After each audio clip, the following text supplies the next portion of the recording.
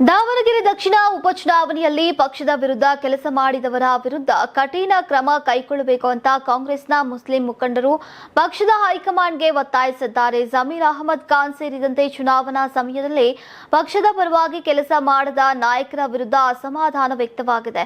ಜಂಟಿ ಹೇಳಿಕೆ ಬಿಡುಗಡೆ ಮಾಡಿದಂತಹ ಒಬೈದುಲ್ಲಾ ಶರೀಫ್, ವೈ ಸಯೀದ್ ಅಹಮದ್, ಮೆಹರಾಜ್ ಖಾನ್ ಸೇರಿದಂತೆ ಈಗ ಹಲವರು ಪಕ್ಷ ವಿರೋಧಿ ಚಟುವಟಿಕೆಯಲ್ಲಿ ತೊಡಗಿಸಿದವರ ವಿರುದ್ಧ ಕಠಿಣ ಕ್ರಮಕ್ಕೆ ಆಗ್ರಹಿಸಿದ್ದಾರೆ.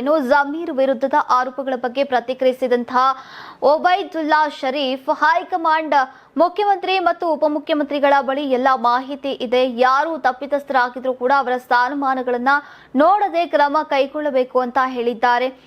ವೈ ಸಯೀದ್ ಅಹಮದ್ ಅವರು ಮಾತನಾಡಿ, ಈಗ ಕಾಂಗ್ರೆಸ್ಗೆ ಮತ ಹಾಕಬೇಡಿ ಅಂತ ಮುಸ್ಲಿಮರ ನಡುವೆ ಪ್ರಚಾರ ಮಾಡಲಾಗಿದೆ. ಇದರಲ್ಲಿ ಭಾಗಿಯಾದವರೆಲ್ಲರೂ ಕೂಡ ಕ್ರಮವನ್ನ ಎದುರಿಸಬೇಕು ಅಂತ ಒತ್ತಾಯಿಸಿದ್ದಾರೆ. ಇನ್ನೊಂದೆಡೆ ಕೆಲ ವ್ಯಕ್ತಿಗಳು ಮುಸ್ಲಿಂ ಮತಗಳಲ್ಲಿ ಗೊಂದಲ ಸೃಷ್ಟಿಸಿ ಸಣ್ಣ ಪಕ್ಷಗಳು ಮತ್ತು ಪಕ್ಷೇತರ ಅಭ್ಯರ್ಥಿಗಳಿಗೆ ನೆರವಾಗುವಂತಹ ಮೂಲಕ ಈಗ ಪರೋಕ್ಷವಾಗಿ ಬಿಜೆಪಿಗೆ ಲಾಭವಾಗುವಂತೆ ಮಾಡಿದ್ದಾರೆ ಅಂತ ಕಾಂಗ್ರೆಸ್ ನಾಯಕರು ಆರೋಪಿಸಿದ್ದಾರೆ. ಧಾರ್ಮಿಕ ಮುಖಂಡರನ್ನ ತಪ್ಪು ಮಾಹಿತಿಯ ಮೂಲಕ ದಾರಿ ತಪ್ಪಿಸಲಾಗಿದೆ ಎಂಬ ಆರೋಪ ಕೂಡ ಕೇಳಿ ಬಂದಿದೆ.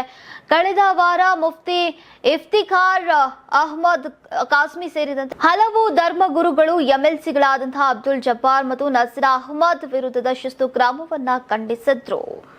ನೀವು ಸಣ್ಣ ಆಗ್ಬೇಕಲ್ವಾ? ಅದು ಒಂದು ಉತ್ತಮ ಆಹಾರದಿಂದ ಸಣ್ಣ ಆಗ್ಬೇಕಲ್ವಾ? ಪ್ರತಿದಿನ ನಮ್ಮ ಜೀನಿ ಸ್ಲಿಮ್ ನ ಯೂಸ್ ಮಾಡಿ ಯಾವುದೇ ಸೈಡ್ ಎಫೆಕ್ಟ್ ಇಲ್ದಂಗೆ ನೀವು ಸಣ್ಣ ಆಗ್ತೀರಾ.